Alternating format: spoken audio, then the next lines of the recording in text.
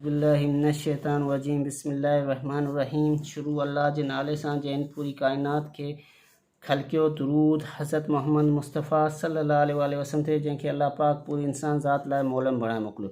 अस्सलाम वालेकुम दोस्तों SST प्रिपरेशन जे हवाले सां जेका असांजी सब्जेक्ट वाइज़ सीरीज़ हली रही आहे उनमें अॼु आउं तव्हां वटि सिंधी जा MCQs पार्ट 7 खणी आहियां। दोस्तों मुंहिंजी जेका कोशिशि हूंदी आहे त आउं जेको आहे वधि खां वधि जेके आहिनि सुठे खां सुठा MCQs जेके पेपर में अचनि जहिड़ा आहिनि उहे तव्हां ताईं पुॼायां। बाक़ी पेपर कढण वारो आउं न आहियां, पेपर कढण वारा ॿिया आहिनि, पर मुंहिंजी कोशिशि उहा हूंदी आहे त वधि खां वधि जेके इम्पोर्टेंट MCQs आहिनि उहे तव्हां ताईं पुॼायां। त उन खां पोइ उहे दोस्त जेके मुंहिंजे चैनल ते न्यू आहिनि ऐं मुंहिंजे चैनल खे ॾिसी रहिया आहिनि पर मुंहिंजे चैनल खे अञा ताईं सब्सक्राइब न कयो आहे, उन दोस्तनि खे गुज़ारिश कंदसि त मुंहिंजे चैनल खे सब्सक्राइब करियो, लाइक करियो, कमेंट्स करियो। तव्हांजा कमेंट्स मूंखे इनकरेज कंदा त आउं वधि खां वधि अञा सुठे खां सुठियूं वीडियोज़ तव्हां ताईं पुॼायां। Thank U.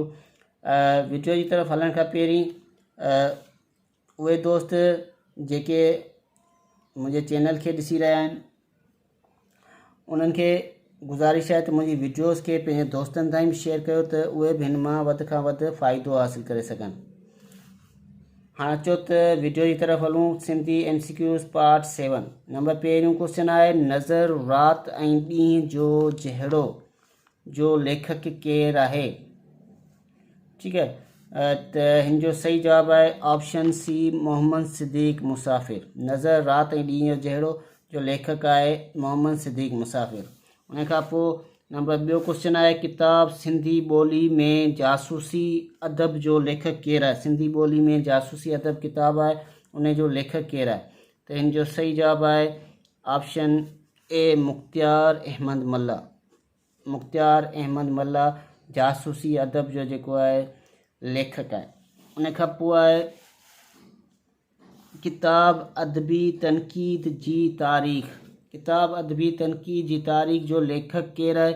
इन जो ऑप्शन बी जेको आहे सही जवाबु आहे अकबर लिगारी। अकबर लिगारी किताब अदबी तनक़ीद जी तारीख़ जो लेखक आहे। अच्छा, उन खां पोइ आहे क्वेश्चन नंबर 4, किताब सिंधी अदीब जी तख़लीक़ी दुनिया। सिंधी अदीब जी तख़लीक़ी दुनिया जो लेखक केरु आहे? त हिन जो सही जवाबु आहे ऑप्शन ए मुमताज़ बुखारी। उन खां पोइ क्वेश्चन नंबर 5 आहे, किताब अदबी ओञाण। अदबी ओञाण जो लेखक केरु आहे? इन जो सही जवाबु आहे ऑप्शन ए ग़ुलाम मोहम्मद गिरामी। अदबी ओञाण किताब जो लेखक आहे ग़ुलाम मोहम्मद गिरामी। अच्छा, उन खां पोइ आहे क्वेश्चन 6, किताब सिंधी अदब में नफ़्सियाती तनक़ीद जो लेखक आहे। सिंधी अदब में नफ़्सियाती तनक़ीद जो लेखक केरु आहे? इन जो सही जवाबु आहे ऑप्शन ए साजिद सुमरो। अच्छा, उन खां पोइ आहे कि कहाणियुनि जो किताब ऊंदहि जी पेट में। किताब आहे ऊंदहि जी पेट में, कंहिंजो लेखक आहे? इहो कंहिंजो लिखियलु आहे? अच्छा, सवाल इहो बि अची सघे थो त किताब ऊंदहि जी पेट में जेको लिखियलु आहे इहो किताब जेको आहे कहिड़ी सिंफ़ सां तालुक़ु रखे थो? त इहो सिंफ़ कहाणियुनि जी सिंफ़ सां तालुक़ु रखे थो। ठीकु आहे। अच्छा, इन जो लेखक केरु आहे? इन जो लेखक आहे ऑप्शन ए तारिक आलिम अबड़ो। अच्छा, उन खां पोइ आहे नज़म क़ैदी जो लेखक केरु आहे? नज़म क़ैदी जो लेखक आहे ऑप्शन बी हरी दिलगीर। हरी दिलगीर। ठीकु आहे, हिन जो सही जवाबु आहे हरी दिलगीर। इन खां पहिरीं जेका असां वीडियो में पढ़ीसीं उहा हुई नज़म जोगी। कहिड़ी नज़म हुई? नज़म जोगी। नज़म जोगी जो जेको लेखक हो उहो हो तनवीर अब्बासी। कहिड़ो? तनवीर अब्बासी। नज़म जोगी जो जेको लेखक आहे उहा आहे तनवीर अब्बासी ऐं नज़म क़ैदी जो जेको लेखक आहे उहा आहे हरी दिलगीर। ॿई सवाल तमामु इम्पोर्टेंट आहिनि त हिननि खे थोरो ज़हन में रखिजो त मता किथे तव्हां भुलिजी वञो।